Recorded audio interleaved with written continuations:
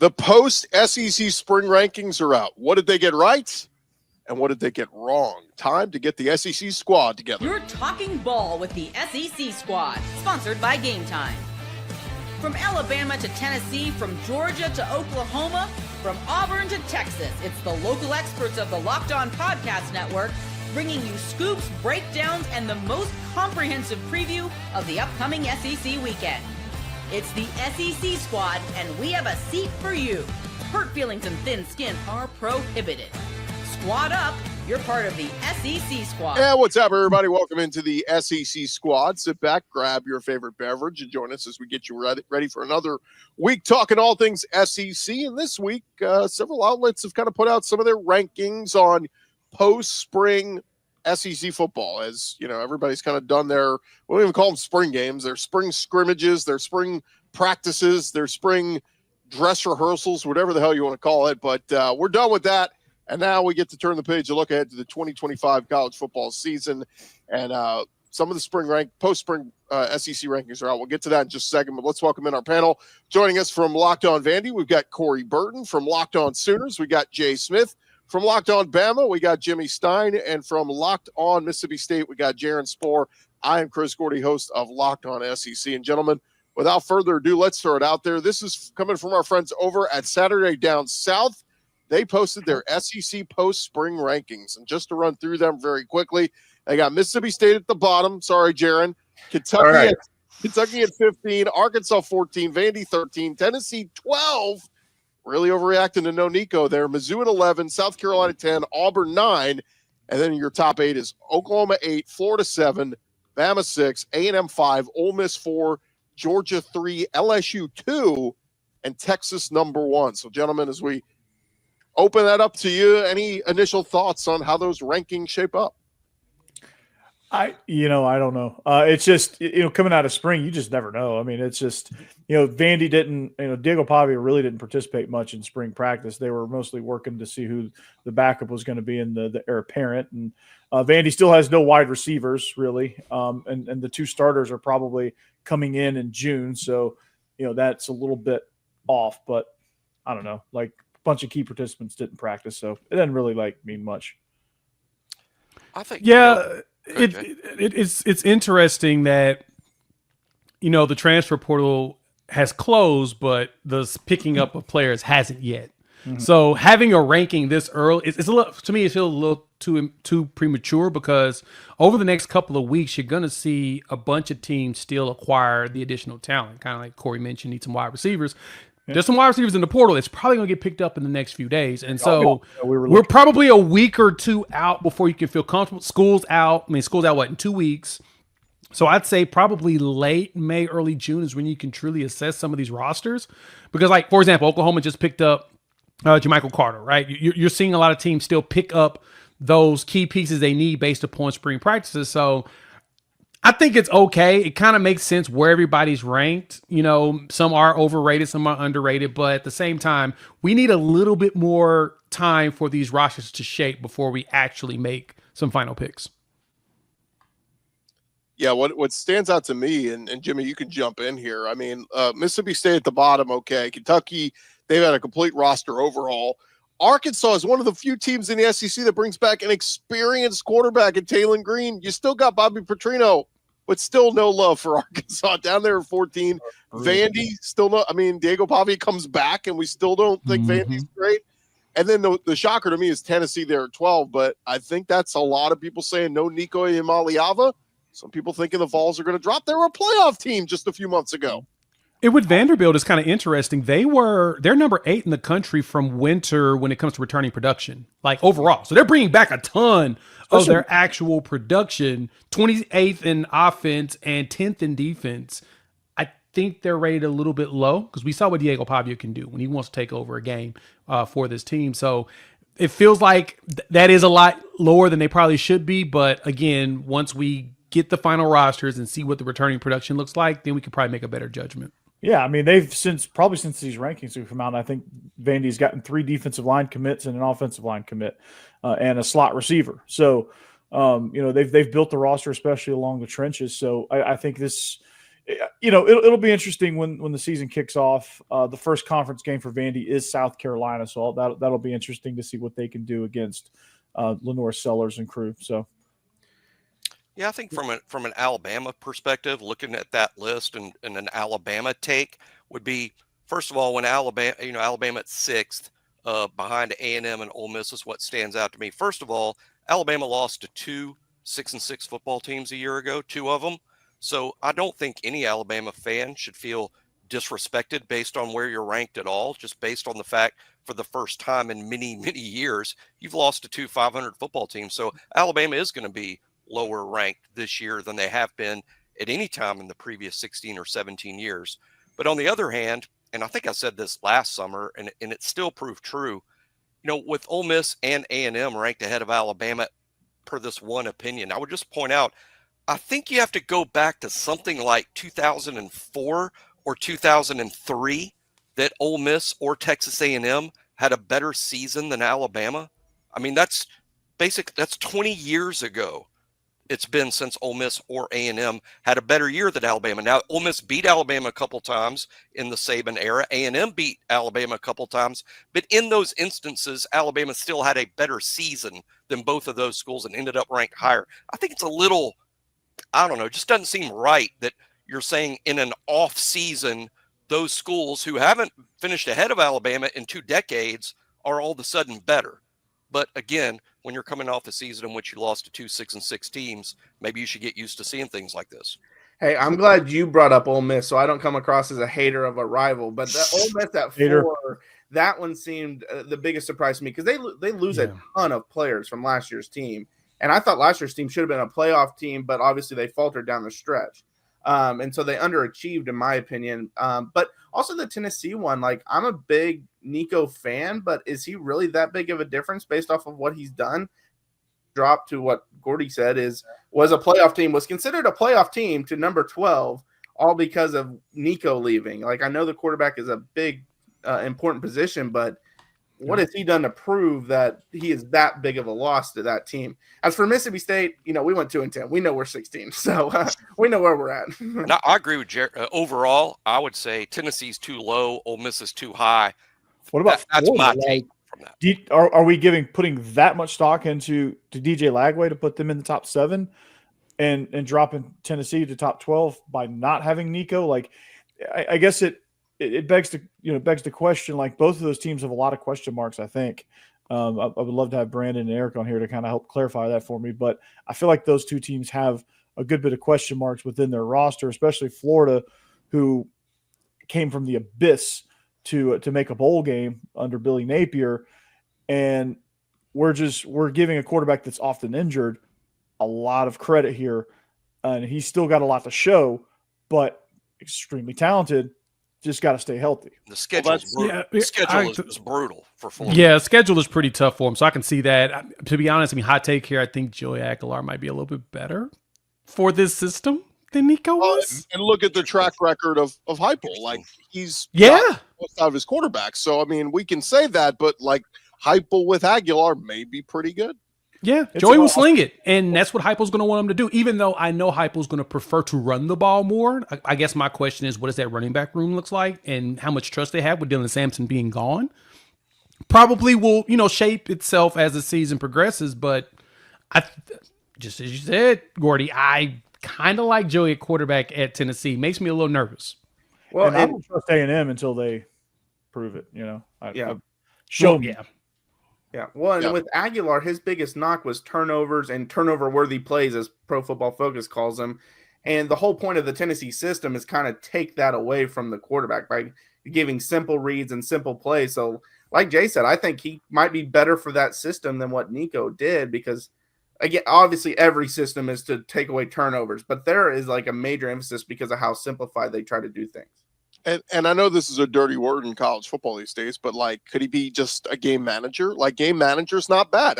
I've used those words with Ty Simpson. If Bama's got the talent all around him, if he could just be a game manager, don't cost them the game. Just make the plays that are there. Take, move the chains, keep drives alive. Like, I think that could be fine. I think Aguilar could be that for Tennessee. And to answer your question, I think they're going to be a little bit running back by committee with Deshaun Bishop and Peyton Lewis and all those guys. Maybe not the heavy rusher that Dylan Sampson was, but that room as a whole can equal the production still. Because, yes, that's the one thing we want to talk about Heupel. They love to throw it, but they've since he's been there, they've been a dominant run team. Absolutely. And Jimmy, question for you about Ty Simpson. I know, Chris, you just mentioned that word, game manager, but with Ryan Grubb, is he more than that?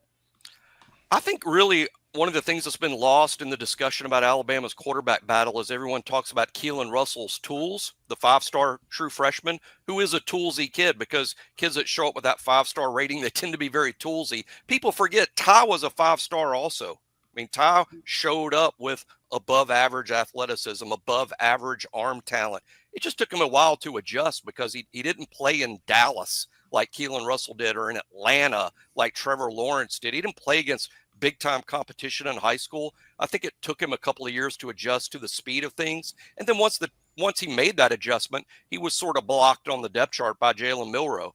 Now I think Ty's more toolsy than people believe. But, Chris mentioned game manager. That's like a soapbox issue for me. I heard a head coach say one time, by game manager, do you mean a quarterback that gets my team into the right play all the time, that is a coach on the field and doesn't turn over the ball? Because if I had more of those guys, I'd still be coaching. Fair point. That is the truth. That since when did that? I love how that's become such a negative connotation. He's just a game manager. What is it? I still don't know really what that means. Just say you think he's an average quarterback. Isn't Mahomes a good game manager? Isn't Josh Allen a good Tom game Brady? manager? Isn't Lamar a good game manager? They win every week. We Peyton Manning was the master of game a management. Greg McElroy, that type of quarterback. He's not going to wow you, but he's going to make the plays that need to be made, and you're going to win a lot of games. Like Corey said, he's just an average quarterback. He's not going to go win you the game, but he's going to. That's what the game. I'm not saying that about Ty Simpson. I'm saying that right. I'm just saying the game manager to me just has a negative connotation when it shouldn't. But I realize there are guys like, I think Stetson Bennett is a game manager, right? He's got more trophies on the mantle. The whole mantle fell down and burned in the fire. That guy took a lot of chances, dude. I don't know, man. He might be a gunslinger. Let's hold it. It's true. Let's hold it right there, guys. When we return here on the SEC Squad, we'll get to some more of those teams in the top 8, those teams that are projected as favorites in the conference. That's coming your way next right here. SEC Squad, talking more ball next.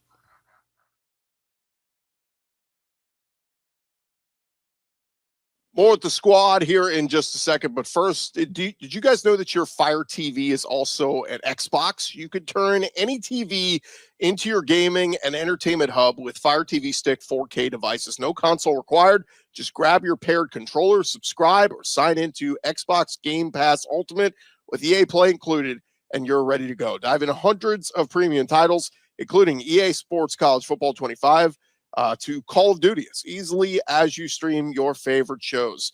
Of course, if you could jump into your favorite Xbox title without needing your console in every room, you can do that with Fire TV Stick 4K, making it possible to keep playing from almost anywhere. If you already have a console, a Fire TV Stick 4K device is more affordable and easier to travel with, allowing you to take you or your kids' games wherever you plug in. Head to Amazon.com/Fire TV Locked On to get started. Xbox Game Pass Ultimate subscription and compatible controller are required. Available on select devices, including Fire TV Stick 4K, Fire TV Stick 4K Max, and Fire TV Cube. Check it out right now. It's Amazon.com/Fire TV Locked On. SEC Squad rolling along here, and we're talking a little bit post-spring SEC rankings. Our friends over at Saturday Down South put out theirs. Again, this is just one group's opinion on what 1 through 16 should look like. But we talked a little bit on those teams in the lower half. How about some of the teams in the upper half? We touched on Florida and Alabama, but how about looking at that top 5? And Jimmy, I think you kind of touched on it.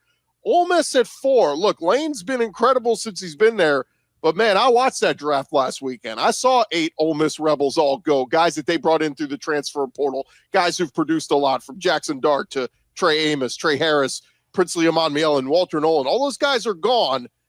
Look, I think Austin Simmons can be good, but in 2025 or 2026, I think Ole Miss has a little bit of retooling here. I won't say rebuilding, but I don't know if Ole Miss is hands down a top 4 team going into the season. Austin Simmons is going to have to learn quick, man. He's going to have to learn on the job, and they're going to have to figure out how to replace all those studs. But otherwise, I mean, I think they're a well-built program, so I don't think they'll have a ton of trouble retooling. At number 4, though, I'm not positive on that.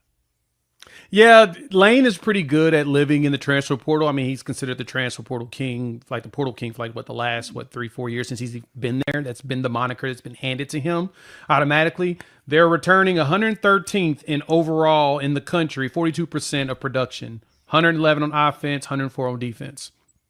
They're borderline starting from scratch. And it's going to be all transfer portal dudes figuring out. Now, granted, hopefully, I mean, Austin Simmons has been in the system. This is his second season in the system.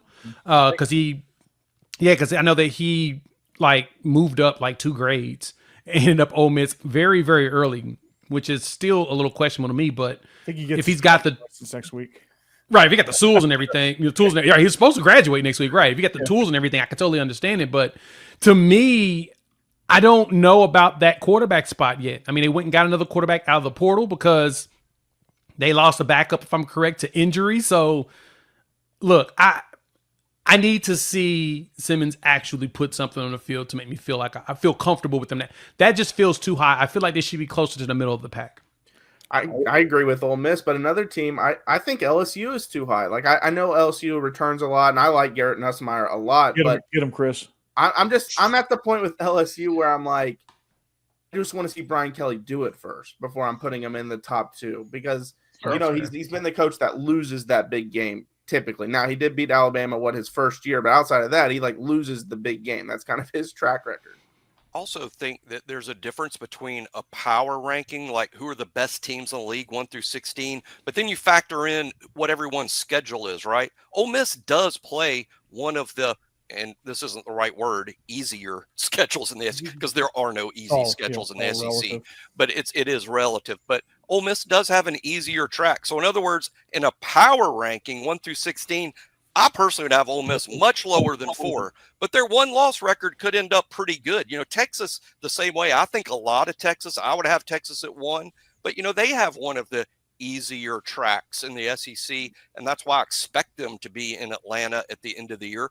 Partly because they're good and partly because they have the schedule that affords them that. Someone like Florida, their power ranking to me should be pretty high, but their schedule is just brutal. I know Florida fans say, yeah, but look how they did at the end. Yeah, but they were 7-5 against that schedule. They play that same schedule again. I sort of expect them to be 7-5 again. Yeah. What about Oklahoma too? I was about to say Oklahoma.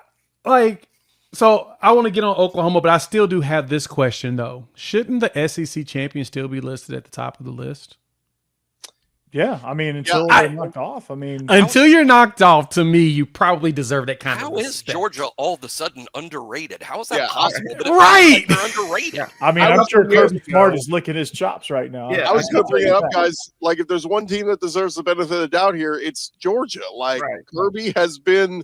That's been a football factory. They've been recruiting at a high level. I mean, they got to figure out the quarterback thing, but if Gunnar Stockton is the guy, turn around, you hand it off to those running backs, you throw it at times to those receivers, and you let that defense eat. I mean, that's been what Georgia has done. I'm kind of with you, and I don't think we're talking enough. Look, Arch Manning, I'm all aboard the Arch Manning hype train. I love the kid. I think he's going to be awesome. But we can't ignore that Texas just lost a ton of guys, 12 guys in the NFL draft. And that's a lot of turnover. And just to expect that all these new guys are going to come in, there's big question marks there for Texas. It's 2 years in a row that they've had double digit. Shout out to Sark changing some of the, the culture there, because Texas really hadn't had that many players drafted. I mean, they had 1 year, 3 or 4 years ago, they had 0 people drafted. And that's not something you would expect from a program like Texas, who should be able to have a lot of players. They recruit, a lot of 4 and 5 stars. They probably have one of the higher blue chip ratings out there. But they just lost their starting quarterback. I mean, he got drafted. And their backup, I think Arch Manning's going to be good, but Arch Manning didn't beat out Quinn for the starting job. They brought in Arch for a possession and then yanked him right afterwards and put Quinn right back in. And they mainly put him in because Quinn was struggling. So to me, I'm still trying to see. Pause 1 second on that, though. There are Texas fans, though, who made the case that he could have. Arch probably would have played better than Quinn, but it was one of that seniority thing, right? Am I wrong on that? Maybe. Shouldn't you play the best player to win the game? You could also argue Arch did. Against Georgia. You could also argue Arch did beat out Quinn because Quinn is leaving when he doesn't have to, but he knows he won't be the quarterback next year. I mean, that's the way I sort of like Quinn's like, I need to leave here. Because I would normally look at it that way, but it's been 2 years that he was quarterback with them. If anything, Quinn probably should have left last year. If we felt like Arch was going to take his job. And that's kind of my point. It's not like I said, no shade on either one of them, even being as a rival, just that if Arch was going to win the job, I mean, even in Oklahoma, the expectation was with Jackson Arnold that Dylan Gabriel wasn't going to beat him out. Granted, Dylan probably would have beat him out, no problem, now that he's gone. But that was the thought process. And that was the thought, and that was what they were feeling about the way that he was training and preparing. I think the same thing about Arch. I'm assuming that Sark did not feel like he was ready yet, but at the same time, I would have thought Arch as a redshirt freshman would have beat Quinn out because he is that talented and he's being elevated so high. So if Texas is going to be number one again this year, why didn't Arch win the job last year? I don't care about seniority. Why didn't he win the job last year? In that Georgia game, they showed a shot of him on the sideline when he came off, and he looked like it was PTSD, shell shock, like, oh my shaking. God, like what is going on? Right. Like, his the eyes speed were was like, too much. His eyes were like this. He was just like, and it was. I think Jalen Walker became a first-round pick that night. So, there were things going on. But I also do think that the Manning camp, at least from what we've heard, was they came into Texas saying, we want Arch to sit and learn. We want him to develop. We don't want to just throw him out there. We don't, he may be ready, he may not. We want him to earn this the right way. And so there's some thought into that. But again, I just look around him and go, Kelvin Banks went number 9 overall in the draft. Jake Majors, their center, went in the draft. Like all these guys, it's a lot of pieces you gotta build up. Now, I did talk to Sark the other day at a coaches thing he was at, and he did talk about developing that chemistry with the freshman Ryan Wingo last year. Like it's almost that thing where you're the freshman, you're playing with the other freshmen, and then when it's your time for your numbers to be called, you got that chemistry already with those guys. So I do think that will help a little bit. But man, you lose Matthew Golden, you lose. I mean, they've lost so many pieces. So many components. Jade Barron. Yeah, the defense. Even though their defense is ranked 44th in the country for returning production in the winter at 61%. So they've got a lot of those pieces. I'm trying to figure out what. I think it's mainly Colin Simmons and Anthony Hill who they're bringing back. And then Hawk and then Malik Muhammad. That's probably the three dudes that they have. They're bringing those back, which is important. Don't forget Taft. White Taft. Yeah. I can agree with that. So you got 4 dudes that are dudes that you're good with. Now you're replacing they basically lived in the portal to replace their entire interior defensive line because they lost everybody there, and then not the young players they don't feel like are ready. But I think their defense should be fine. I'm still questioning with the offensive line losses and the quarterback play. We got to see if that's going to show up. But for Oklahoma, we brought in a quarterback with numbers. Yeah, it's a lot of I love your quarterback, Jay John Mateer. That guy's gonna be a stud. Mateer has he just needs a better wide receiver core than Oklahoma had last year, whose wide receivers were all healthy ones, all in the mash unit. That was crazy. I'm glad you brought up Texas interior defensive line because I think Simmons on the outside is a star, but I think Texas was telling you this spring portal cycle what they thought of their defensive line because I felt like they signed like 10 guys in the interior defensive line. I think they brought in at least 3, so yeah. Vandy signed the other 20. Seems they were like, I'm not liking what we're seeing in summer or spring practice right now, and I don't think you can just plug and play. And I don't think any of the Maryland kid I thought was pretty good, but I don't think any of them were like game changers either. So I think that's a weakness that a lot of people aren't talking about with Texas. I do like the young guy from Syracuse, mainly because Elijah Robinson is he's a really good recruiter. Elijah Robinson, I mean, you remember he came from Texas A&M. He had all those 5 stars on the defensive line, and heck, one of them went into the draft in the first round, Shamar Stewart. So I think Elijah can find some good talent, and he was a freshman All-American on some of the sites. So I think that was a very solid pickup, but 100% correct. They obviously did not like it bringing in like 3 dudes. Also throw in, I sort of like LSU at 2, and I do think LSU has a great core that comes back. Mm-hmm. They have the quarterback back. Not everybody's got that in the SEC. You know, Georgia's got a new quarterback. Alabama's got a new quarterback. Ole Miss, new quarterback. LSU brings their guy back. And LSU is this year's Ole Miss in terms of being very splashy in the portal. And I like where LSU is, and I think they're going to be very good. They just have to manage playing in the SEC, where every week you can lose to virtually anyone. It's a landmine type situation. They're going to have to be better than very good.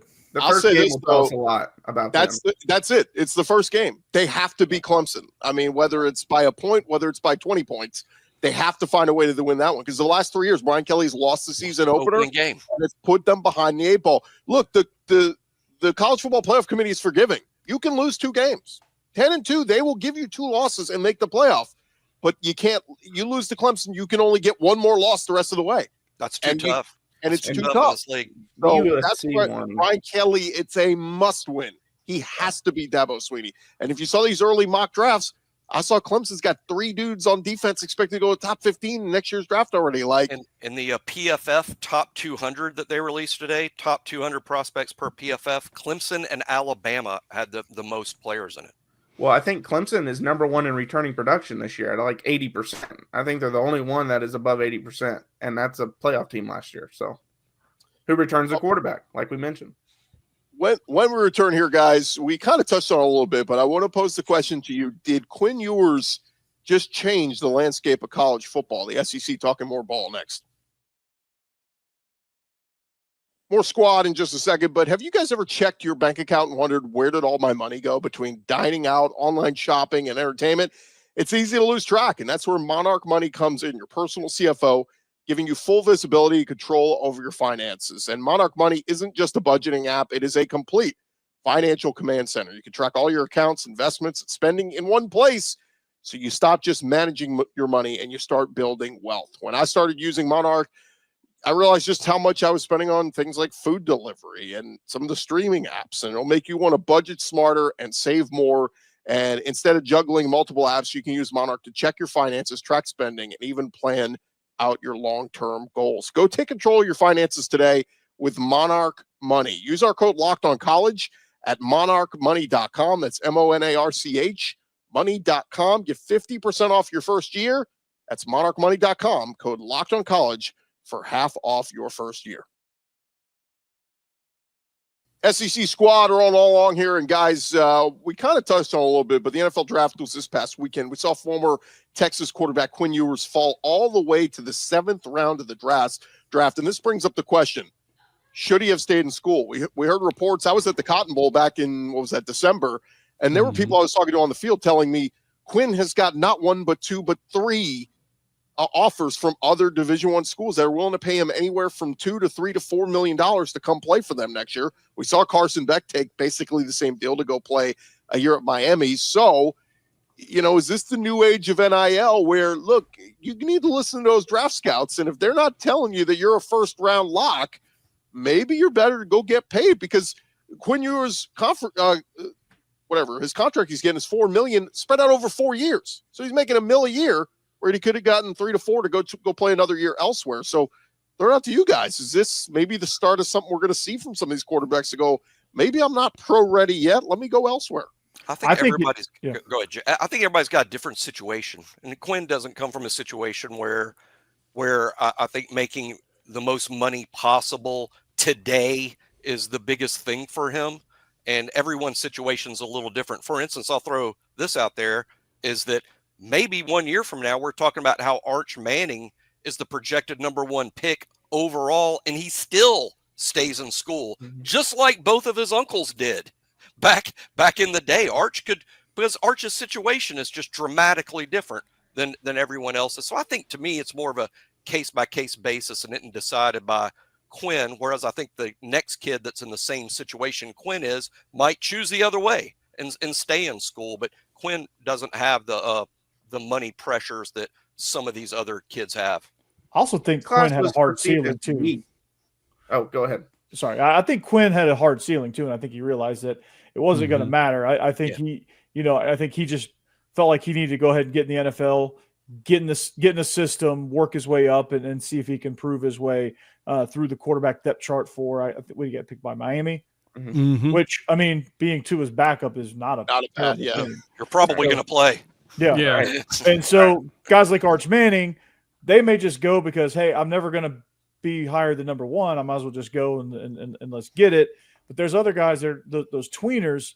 They're probably when they look at Quinn Ewers and they look at Shedeur Sanders falling, they're going to say, okay, well, I've got some guaranteed money to go to Kansas State. I'm going to go to Kansas State and play one more year and see what that does for me. And so I like Jimmy said, it's a great point. It's going to be case by case, depending on who the guy is, depending on where they think their ceiling is and how much more they think they can develop. I mean, like your guy Pavia, he wasn't coming out. He would have been not a fifth, chance. sixth, seventh round pick. He makes more money at Vanderbilt and probably not a chance situation.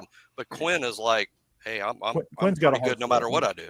Yeah, Well, like you mentioned, I think Quinn knew he reached his ceiling. This was also perceived as a weak quarterback class, whereas next year's class is perceived as a stronger class. So he's also risking not getting drafted next year because it seems like the last 2 years he's projected as a first-round pick when the year starts, but by the end of the year, due to his play, he's a later-round pick every time. I mean, It always baffles me on that part. That's the thing that gets me. It's the last 2 to 3 years we've been hearing that Quinn was going to be a first-round pick, like he was somewhere in the top 10 to 15 picks every year, and then as the season progressed, it got worse. But then the next year, oh yeah, he's definitely going to be a top 10 pick this year. What about him has proven to us that he was ever going to go that high? Nothing. He's injury prone, which playing behind Tua means you're going to play, but can you stay healthy too? He has not finished the season.